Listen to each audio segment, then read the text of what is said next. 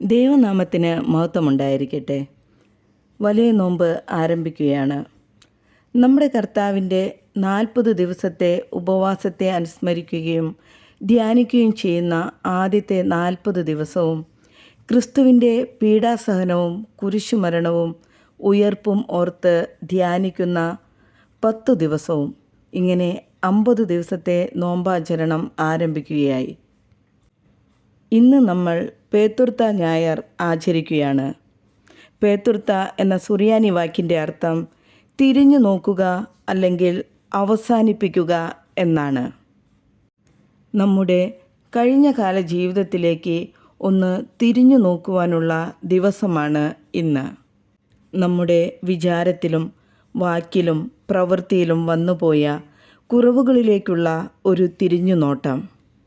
കഴിഞ്ഞ ഒരു വർഷക്കാലം നമ്മുടെ ജീവിതത്തിൽ സമസൃഷ്ടികളോടുള്ള ഇടപെടലുകളിൽ വന്നുപോയ കുറവുകളെ, ചെയ്യാൻ സാധിക്കുമായിരുന്ന നന്മകൾ ചെയ്യാതിരുന്നത്, സ്വേച്ഛ താല്പര്യങ്ങൾക്കായി മറ്റുള്ളവരെ താഴ്ത്തി കാണിച്ചത്, നിലപാടുകളില്ലാതിരുന്നത്, ദൈവമൂല്യങ്ങളെ മുറുകെ പിടിക്കാതിരുന്നത്, സഹായം ചോദിച്ചു വന്നവരെ നിരാകരിച്ചത്, സത്യത്തിനു വേണ്ടി ശബ്ദം ഉയർത്താതിരുന്നത്, ഇങ്ങനെ ദൈവം ആഗ്രഹിച്ച വഴിയിൽ നിന്ന് മാറിപ്പോയ ഓരോ തെറ്റുകളും നമുക്ക് ഓർത്തെടുക്കാം.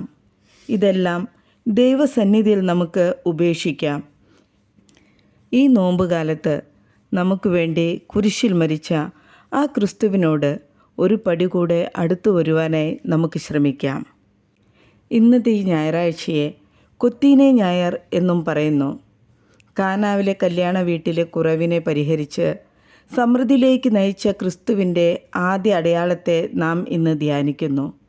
നമുക്കും മറ്റുള്ളവരുടെ കുറവുകളിൽ അവരെ കുറ്റപ്പെടുത്താതെ നമ്മുടെ കഴിവിനനുസരിച്ച് അവരുടെ കുറവുകളെ പരിഹരിക്കാൻ ശ്രമിക്കാം.